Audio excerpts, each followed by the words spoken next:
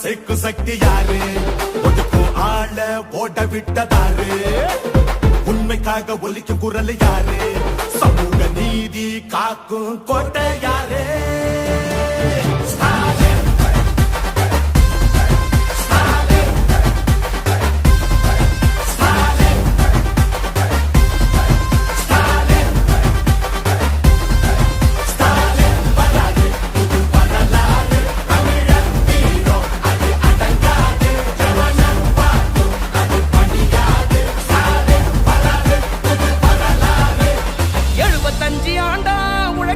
கட்சி நாம வாழும் மண்ணுக்கு பெரு வச்ச கட்சி.